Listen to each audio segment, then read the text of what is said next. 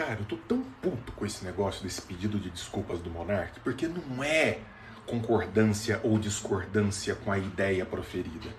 É a liberdade de poder proferir que está em jogo. É isso que me mata. É pegar um cara que construiu uma mídia e que é um defensor da liberdade. A gente pode discutir aqui eternamente sobre a felicidade ou sobre a infelicidade da formulação. Eu mesmo não assisti e nem vou. Tô me fudendo para isso. Mas o fato de as pessoas terem a liberdade de dizer coisas que a nós soam absurdas. A gente não está falando de ação, a gente está falando de proferir ideias. Eu tenho aí destaque sobre isso, mas eu quero voltar, eu vou entrar em sala agora, não vai ter jeito, mas eu quero voltar a isso com um pouco mais de cuidado, um pouco mais de detalhe. Muito ruim, hoje a luta pela liberdade de expressão sai mais enfraquecida, mas a gente não descansa. E o que me arrebenta é a hipocrisia, é o cinismo, é o cara que está agora no exercício supremo do cancelamento com uma camisetinha do Che Guevara, defendendo o regime comunista que matou milhões. Não vem falar nada, né, aqui das dezenas de partidos políticos que nós temos aqui registrados, com políticos votando coisas relativas às suas vidas, ou partidos comunistas, ou partidos que flertam com o comunismo, partidos que têm grande interesse em defender teses comunistas. Aí ninguém fala. Milhões e milhões de mortos. Genocídios. Todo mundo caladinho. E os absurdos que falam por aí.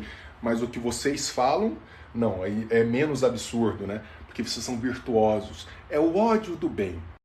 Bom dia, moçada. Ontem eu acabei falando aqui rapidamente sobre esse caso de liberdade de expressão. Eu tenho falado muito sobre esse tema aqui e tenho um comentário adicional a fazer, especialmente sobre esse famoso paradoxo da tolerância, que poderia ser resumido mais ou menos assim: se nós devemos tolerar os intolerantes não tornariam a tolerância uma impossibilidade? Ou seja, se nós deixarmos os monstros soltos, eles não vão destruir aqueles que não são monstros? Há 2.500 anos, Aristóteles escreveu o primeiro tratado sobre ética da história. É um livro chamado A Ética a Nicômaco. E nesse tratado ético, uma das teses que ele levanta e um dos princípios que ele defende é o seguinte: quando a gente fala de ética, quando a gente fala de política, ou seja, quando a gente fala de universo humano de ação, pensamentos e falas não entram no cálculo ético. O cálculo ético só pode ser realizado, só pode ser levado a cabo se a ação é realizada. Portanto, dizer e pensar são manifestações humanas sobre as quais não se pode ou não se consegue fazer cálculo ético, porque elas não têm repercussão prática, a não ser que alguém coloque aquilo em ação. Não por outro motivo, Aristóteles chama a ética de filosofia prática, filosofia da praxis, filosofia do agir, do fazer, e não filosofia do pensar. Quando nós pensamos e falamos, estamos meramente especulando sobre possibilidades relativas ao mundo, possibilidades que podem nunca se concretizar. Então, quando alguém manifesta uma ideia, essa pessoa, por mais que essa ideia seja esdrúxula, ofensiva, agrida, essa pessoa não está dentro do universo do paradoxo da tolerância. Porque não foi para a ação. Se você não está no universo da ação, não existe universo do que deve ou não ser tolerado. Quem vai estabelecer a regra objetiva do que pode ser dito ou do que não pode ser dito? No curso da história, diversas ideias que hoje para nós são canônicas, são incontestáveis, foram entendidas como ideias inaceitáveis. E se elas não pudessem ter sido ditas lá atrás, hoje elas não teriam embasado um certo modo de agir que para nós é importante.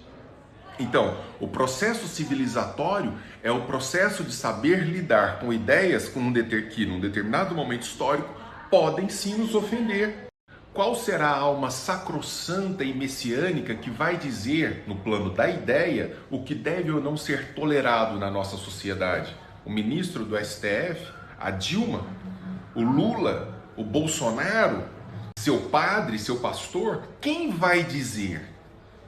Tem o direito de dizer isso. A vida em sociedade pressupõe o incômodo de termos que ouvir ideias, de termos que falar a respeito, ou de podermos falar a respeito de coisas que agridem.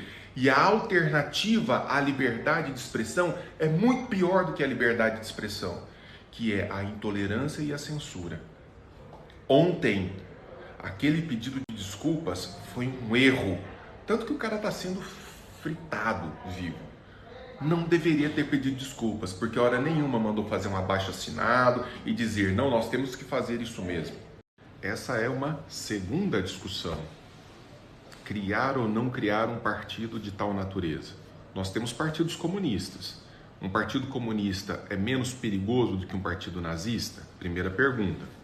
Segunda pergunta a ser respondida, e eu estou lançando isso aqui para a gente pensar a respeito. Segunda pergunta. Se eu monto um partido libertário, e libertários são contra a democracia. Para um libertário, a democracia é a ditadura da maioria. Eu estou defendendo a extinção da democracia. Um partido libertário deveria ser aceito? Que partidos deveriam ser aceitos? Que partidos não deveriam ser aceitos? No caso concreto, específico lá do menino, ele falou que idiotas podem se juntar e montar um partido nazista. Ele não é contra isso. Ele proferiu uma ideia. Ele fez, de novo aí no meu raciocínio, ele fez um abaixo-assinado para montar um partido assim. Ele diz que está se organizando para montar um partido assim, que está conclamando os neonazistas brasileiros, o que é uma contradição em termos, né? Neonazistas brasileiros, tem que ser muito burro para fazer um partido nazista. Não vi nada disso. O que eu vi, o comentário que me chegou, eu não assisti. E o cara falou assim, não, do ponto de vista da liberdade, os caras têm que ter o direito de fazer. Isso é fala. E começar a punir pessoas por manifestação de ideias é coisa grave, viu, moçada? É muito bonitinho quando a ideia é que você fala assim, realmente, eu discordo dessa ideia, então tem que punir mesmo, tem que mandar prender. Outro dia, um deputado aqui, federal, ficou preso quase 1 ano por conta de um vídeo todo lá, falando besteira na internet, pró-AI-5, que o ministro do STF tinha que apanhar. O cara tem que ter o sacrossanto direito de ser imbecil e de falar coisas imbecis. E se você não concorda, você diz, é um idiota, não voto nele, sai de perto de mim. Outra coisa é juntar uma gangue para dar um pau em ministro do STF, coisa que o cara não fez.